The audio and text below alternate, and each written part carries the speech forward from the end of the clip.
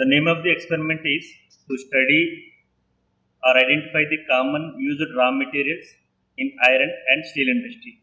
In iron and steel industry, we have many materials like minerals, ores, fluxes, fuels, many things are there.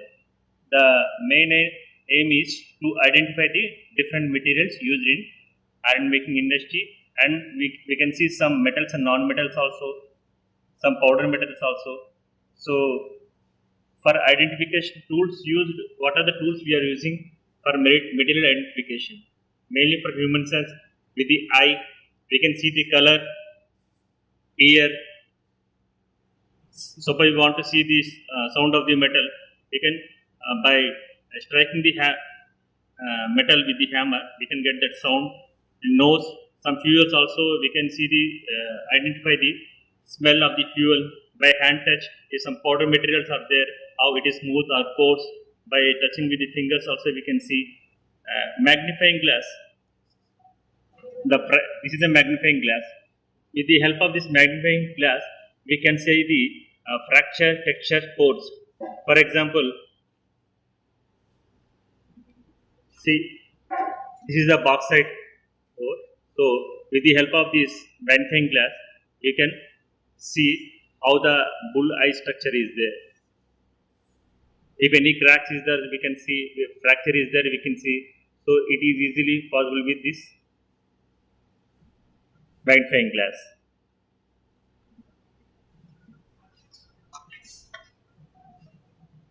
This is steel file, HS cutting blade.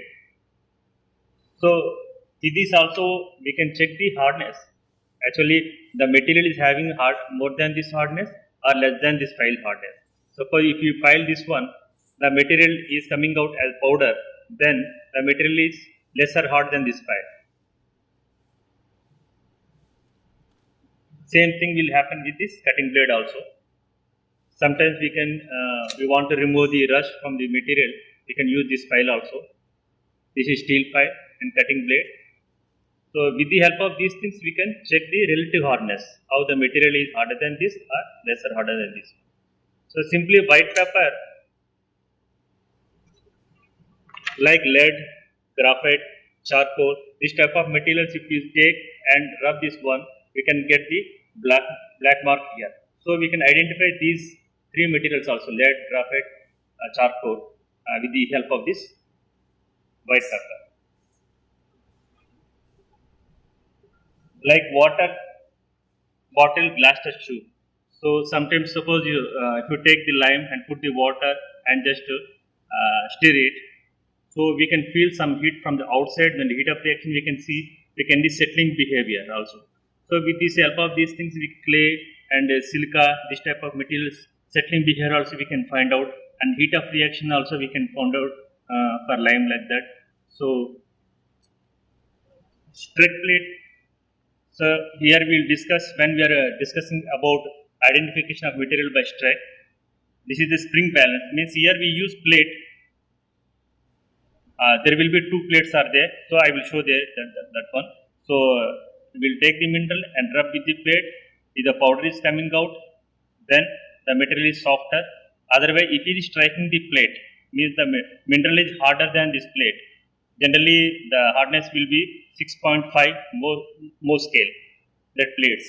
So if it is lesser than that mineral is having less hardness than the plate, then the powder will come out. If mineral is harder than that one, this mineral can strike the plate. It means it will make a scratch here. With the help of the spring balance also, we can check the specific gravity, because different materials having different specific gravity. By using this principle also, we can differentiate the minerals. Bench grinder you can see here.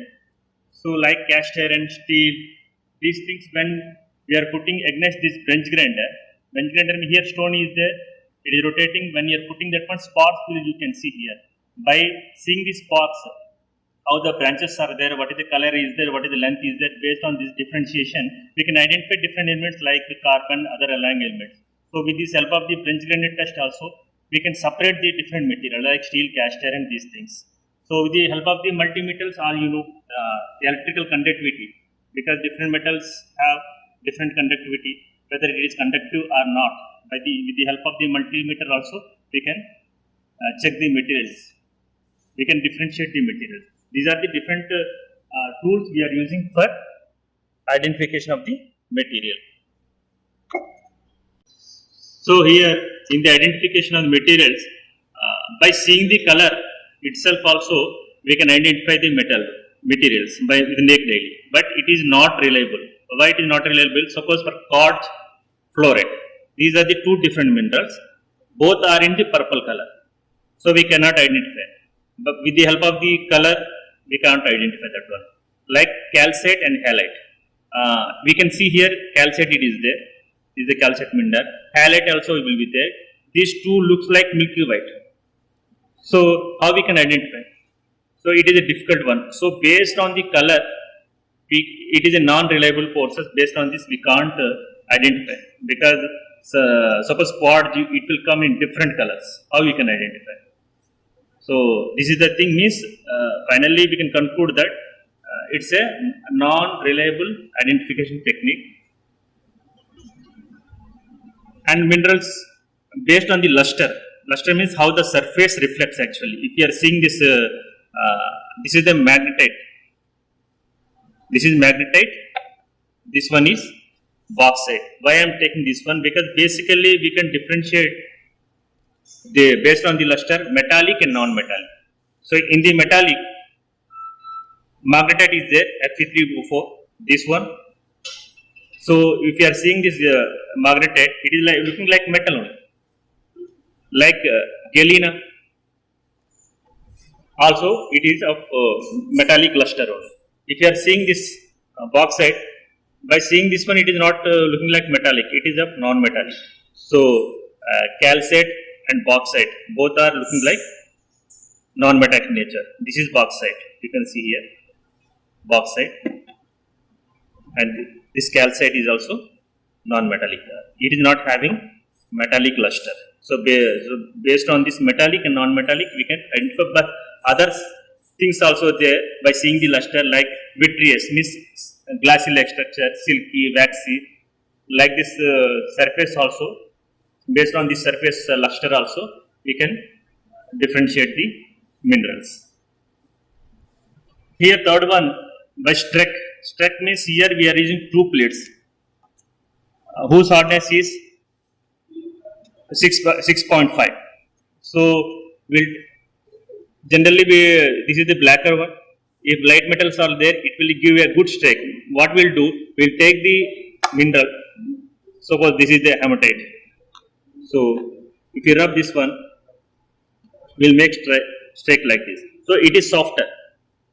So it is softer. That's why it is leaving the powder. The stone is harder. That is of 6.5 Mohs hardness. Okay, that hematite hardness it is of 5.5 to 6.5. So it is leaving the powder. If it is harder than this one, then what will happen? It will make a mark here. It will strike here. So it will give a scratch here.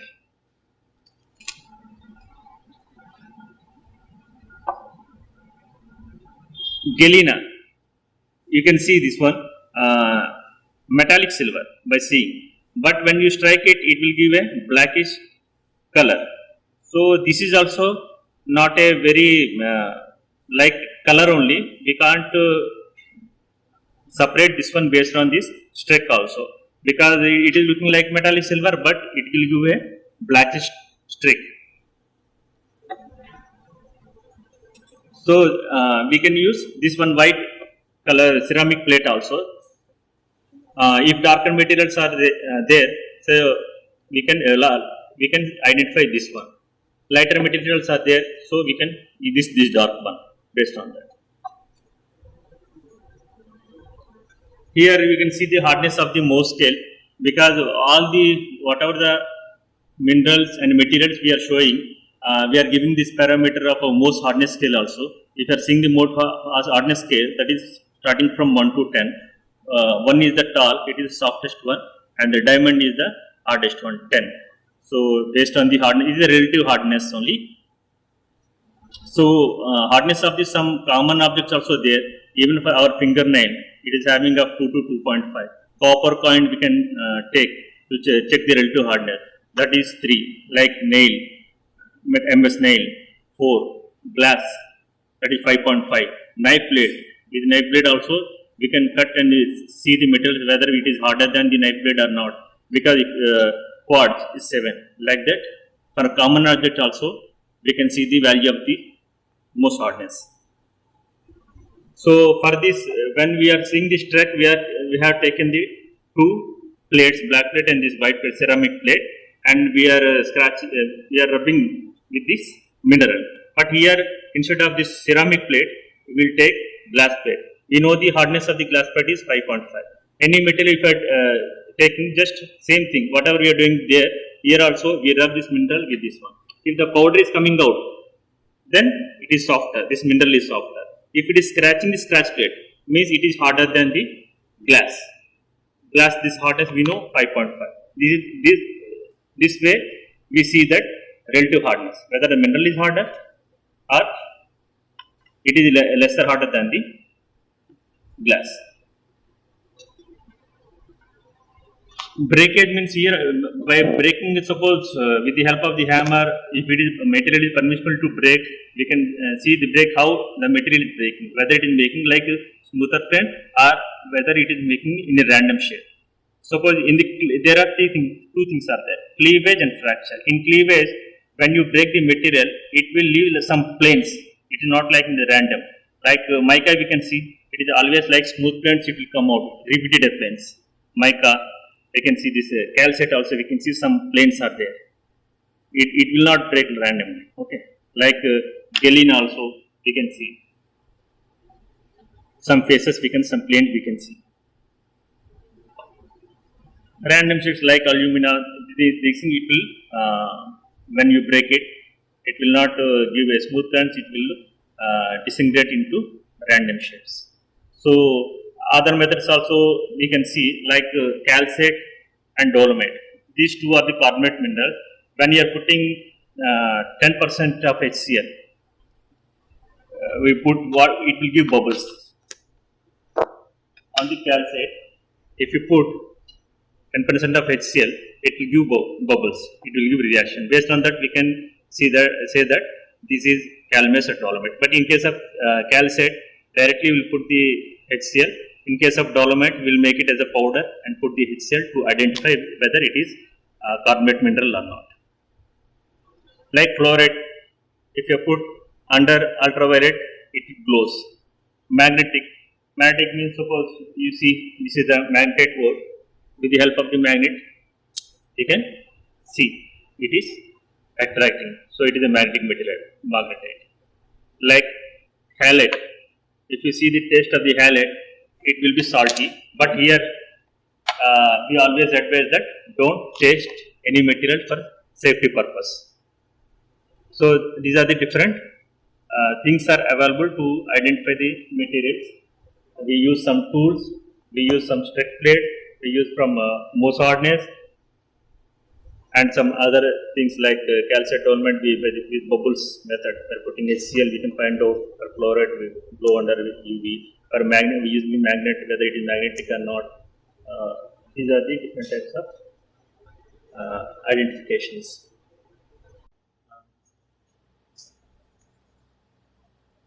So first classification, that one iron making and steel making material will go one by one. So here we can see this hematite. Closely watch this hematite. Actually the color will be brown to reddish brown or black grey to silver grey. The specific gravity is 4.9 to 5.3. The hardness on Mohs scale 5.5 to 6.5. It is non-magnetic and we use as a ore in iron making.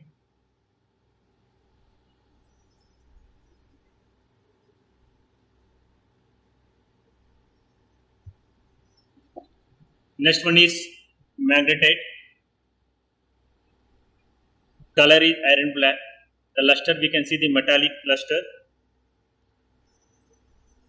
And the specific gravity is 5.2 Hardness on Mohs scale is 5.5 to 6.5. Strongly magnetic. This is also ore of for iron extraction, main ore like hematite. It is also main ore of iron making.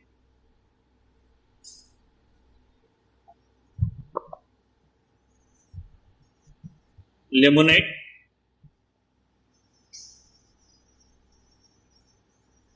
This is of yellowish brown. Specific gravity is 3.624. Hardness on Mohs scale is 5 to 5.5. It is non-magnetic. Applications are iron making pigment.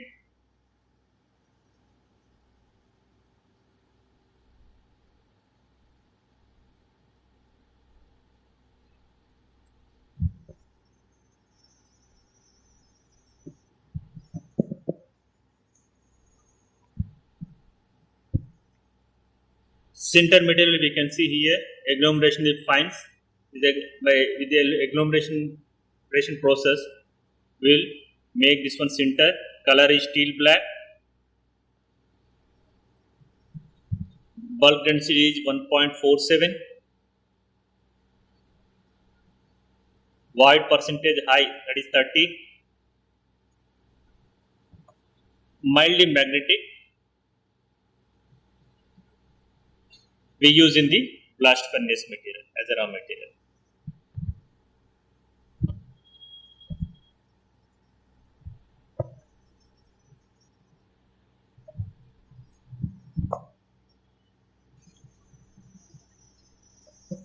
So these are the green pellets.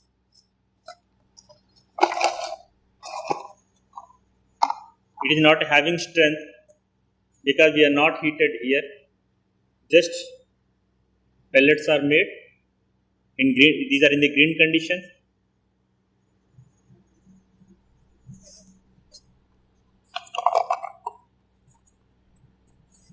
After firing, the pellets will be like this.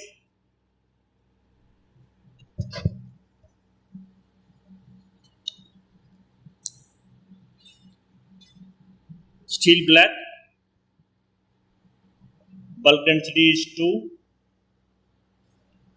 Porosity percentage is high, 20 to 30. Non-magnetic. Applications are in blast furnace, gas-based DRI, smelting reduction, and in Corex process.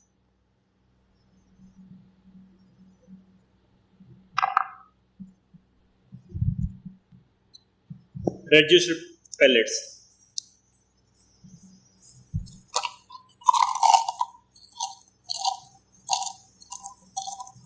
After reduction, you can see the pellets will be like this.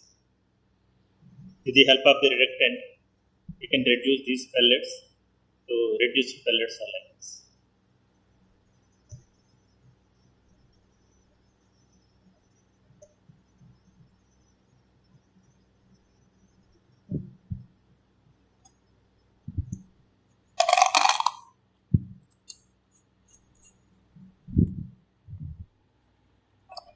HBI, hot briquetted iron, you can see.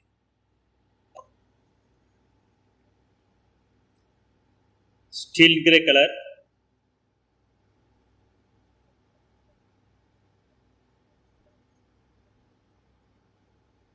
Bulk density kg per meter cube 2600 to 2700, and it is magnetic.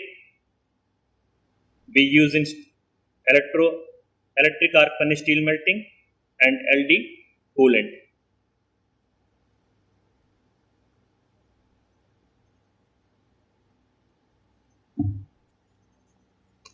This is coke.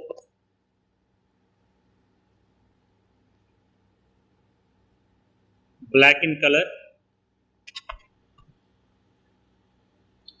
True density is 1.6 gram per cc. Hardness on Mohs scale is 5 to 6. Porosity 25 to 30%. Fixed carbon 83.6%. We use this coke as a raw material in the blast furnace.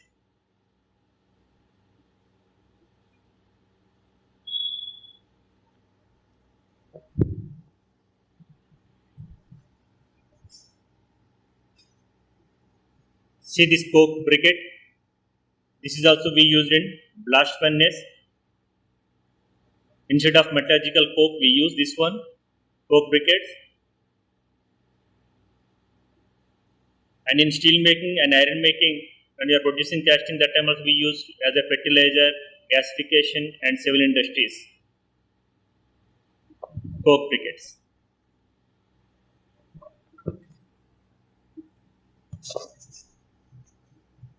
Coking coal.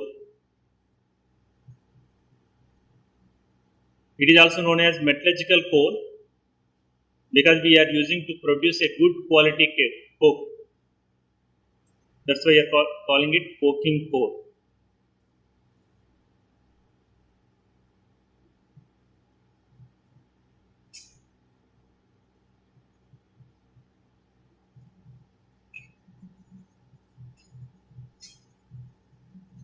This is non-coking coal because it is having higher ash content.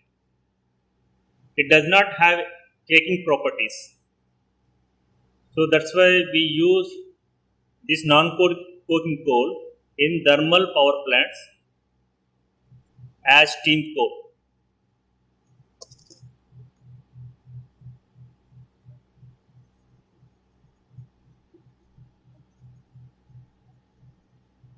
This one graphite everybody knows, it's loose black. True density is 2.5 gram per cc and hardness on most scale is 1 to 2. Fixed carbon is 97.5%. Applications as we use as a reference material as a reductant.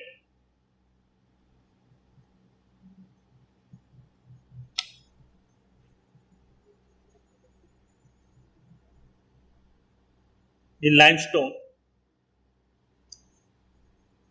white to various shades because of impurities, shades will be different. Limestone CaCO3, specific gravity is 2.6 to 2.7. Hardness on Mohs scale is 3. It is non-magnetic. This limestone we use as flux, lime, as a desulfurizer in cements also. We use this limestone for producing cements.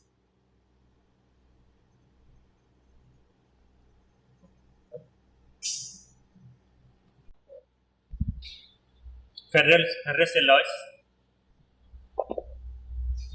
You can see the pig iron here, which is the product of the blast furnace. It is rusted, but its color is steel grey. Bulk density is 3500 kg per meter cube. It is fully magnetic. We use this pig iron in cast iron, foundry, and steel making industries.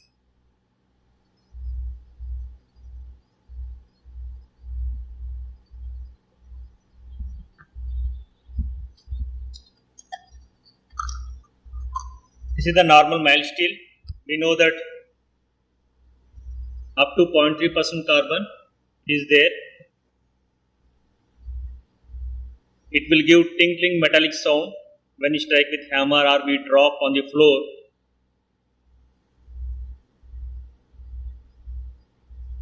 It gives white sparks with few branches when we put on the grinder. On the bench grinder wheel, if you touch this one, white sparks will be produced with few branches. Generally this mild steel we use for construction, automobiles and furniture making.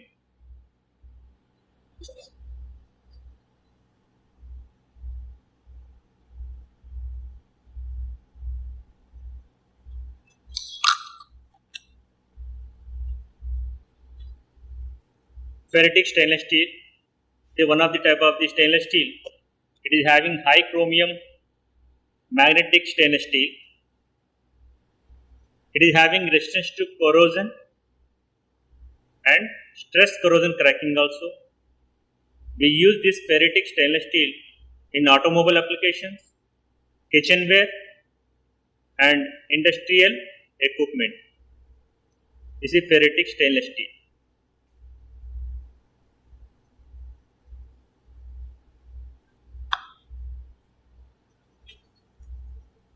This is austenitic stainless steel, chromium 16 to 25%, nickel up to 35%. It is non-magnetic, not hardenable by heat treatment, but it is weldable, formable, exceptional resistance to heat and corrosion. We use this austenitic stainless steel in medical, automotive and aerospace industries. This is austenitic stainless steel.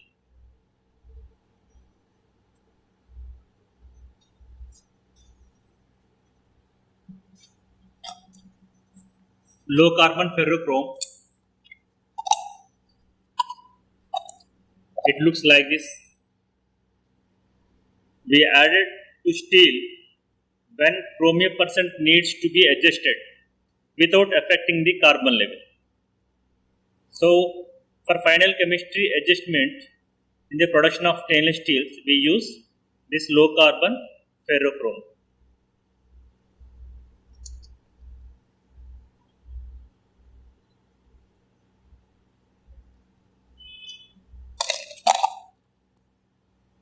See the chromium. Looks color is chromium white. Chrome white you can see. Specific gravity 7.15. The hardness on Mohs scale is 8.5. It is non-magnetic. We use for making the stainless steel and for chromium electroplating also, for electroplating chromium. This is chromium.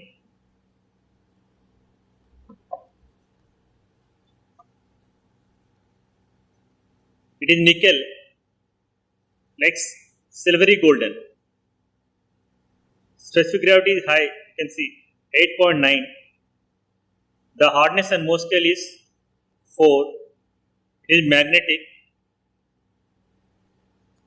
We use in stainless steel making, nickel alloy making, and for nickel plating. We use this metal nickel.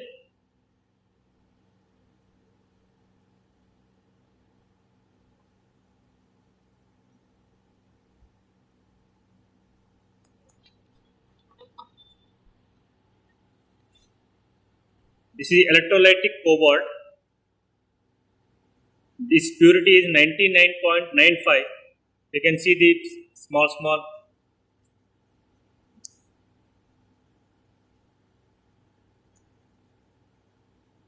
By electrolysis process, we will produce this purity, electrolytic cobalt.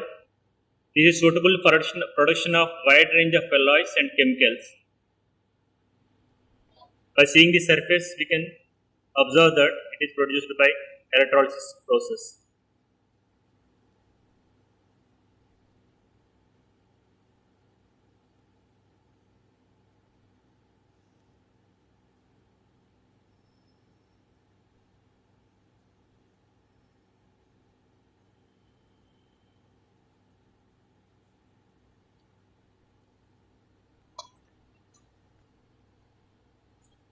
This is one of the ferroalloy, ferromanganese.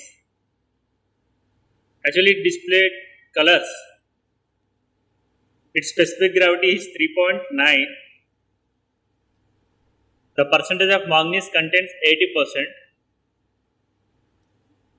We use this ferromanganese as a deoxidizer and as a alloying element.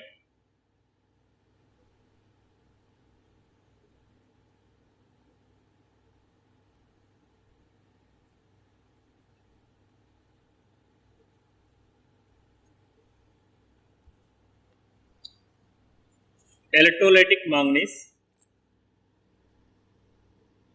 This is a pure form of metallic element manganese, that is of 99.98%. Why we are calling it electrolytic manganese? Because major step in refining involves electrolysis. So we call this is electrolytic manganese. This is very costly. We used this electrolytic manganese to produce stainless steel, aluminum and copper alloys.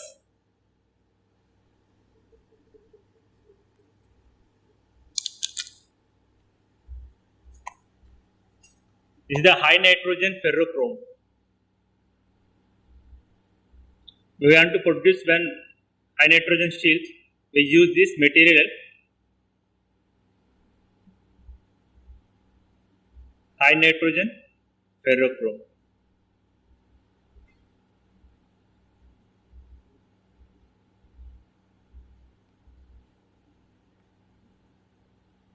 This is also one of the ferro alloy, ferrosilicon. Color is black. It is having higher silicon content, that is more than 50%, and its specific gravity is 3 to 3.5. And this ferrosilicon we use as a deoxidizer and as a alloying element. This is ferrosilicon.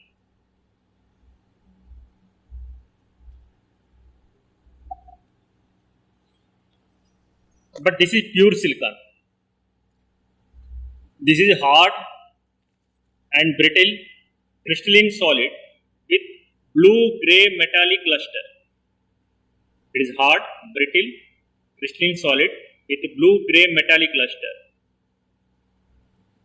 Silicon of less purity is used in metallurgy as a reducing agent and as an alloying element in steel, aluminum, brass and bronze. This is silicon.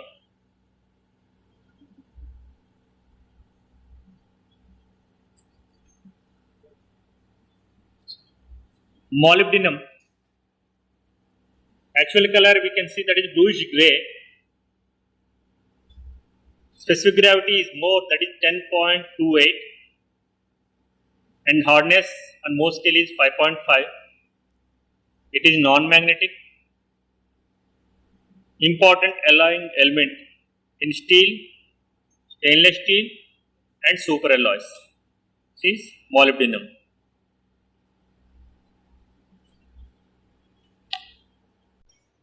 Non-ferrous alloys and non-ferrous metals and alloys. Most of these metals you know already, because we can see regularly. This is copper. Its color is copper red and specific gravity is high, that is 8.93, and its hardness on Mohs scale is 2.523. Anyway, it is non-ferrous metal, that's why it is non-magnetic. We use this copper in alloy steels as an electrical conductor we can use, and as a thermal conductor. This is copper.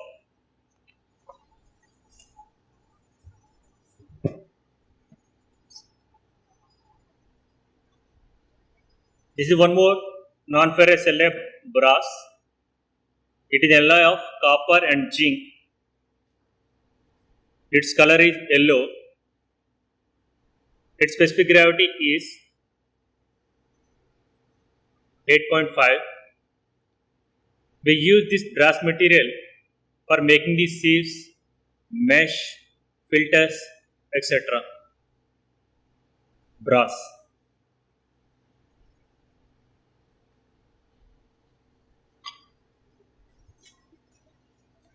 Most commonly used non-ferrous metal, that is aluminum. Its color is silvery white. Specific gravity is 2.7. Mohs hardness is 2.75. Non-magnetic. We use this aluminum in steel deoxidation as a alloying. We use this aluminum in automobile and power cable. So this is aluminum.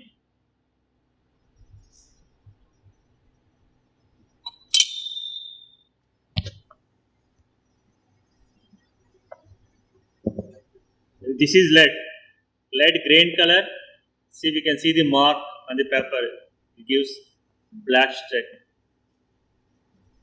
More, it is having heavy metal, having specific gravity of 11.3, but is soft. Its most hardness is just 1.5. We use this lead for making the lead pipes, for making bullets, lead chambers. For making sulfuric acid, we need a lead chamber. So those lead chambers are made by this lead only. For making alloys like solder, we use this lead.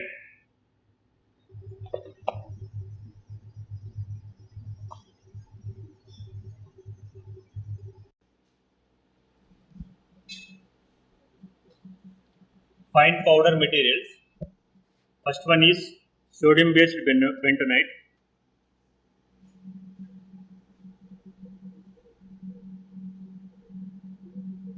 You can feel it is very smooth. With the fingers, we can feel it. It is very smooth and yellowish. We use this bentonite in the foundry also for making the molding sand, because this is the as a binder we use, and for making the pellets also we use this sodium based bentonite. Yellow in color and very smooth.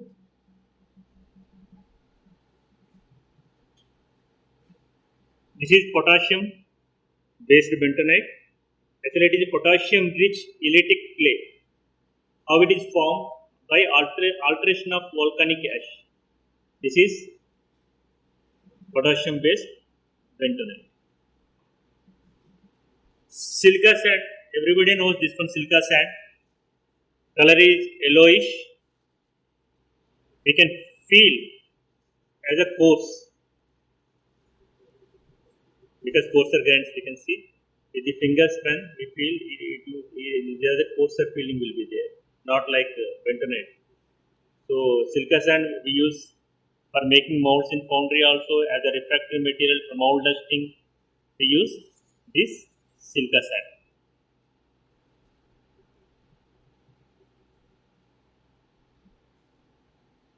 This is alumina Al2O3. Color is white. This is also having coarse feeling, plus 200 microns approximate size. We use as a refractory material, and for mold dusting also we use alumina.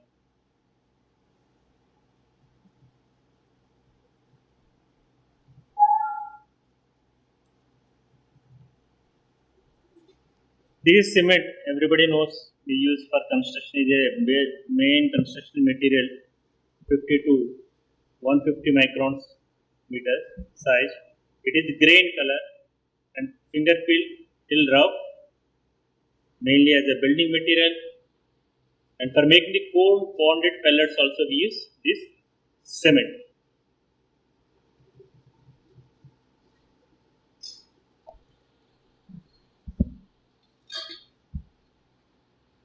This is iron ore slime. It's contain 40 to 60% of iron. Actually, it generates from iron ore washing plants. Due to extremely finer size and presence of high amount of gangue, it is not suitable for in iron and steel making. This is iron ore slime.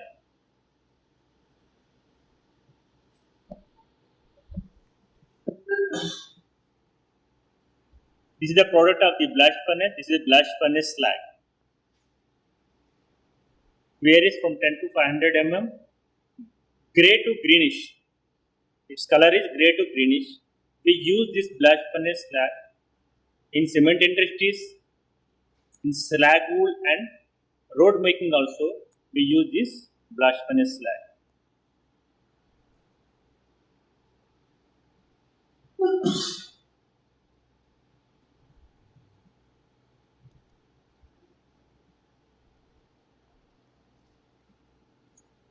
Cupola slag. It is the byproduct of the cupola. While we are producing cast iron in the cupola, it is the byproduct. The cupola slag is also used as a building material.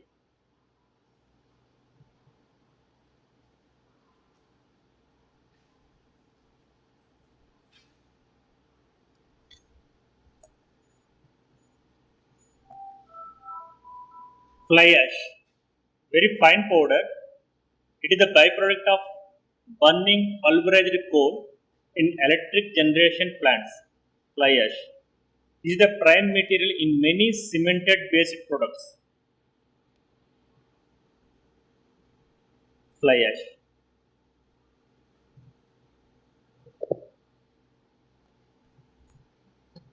This is the bottom ash, grey to black color. Grey to black color. Non-combustible residue of combustion in a power plant, boiler and furnace. We used this bottom ash to make concrete, bricks, etc. Specific gravity varies from 1.94 to 3.46. This is bottom ash. We are coming to the minerals and ores, non-ferrous. We can see this is the bauxite. Color is dirty white, shades of brown, sometimes red brown, yellow brown, but we can see the bull-eye structure on the surface. It is non-magnetic.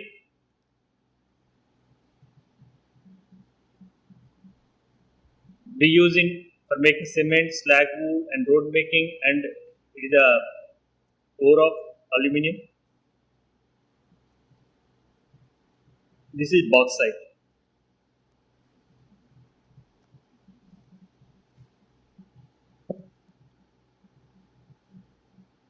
This is quartzite, white to grey in color. We use this quartzite to manufacture glass, ferrosilicon, manganese ferrosilicon.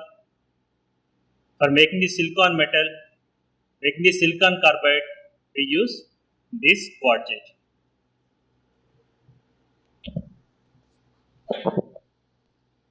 Galena. Its color is distinct silver color. Specific gravity varies 7.4 to 7.6 and hardness is 2.5 plus. Its applications it is the important ore of lead and important source of silver also, this galenium.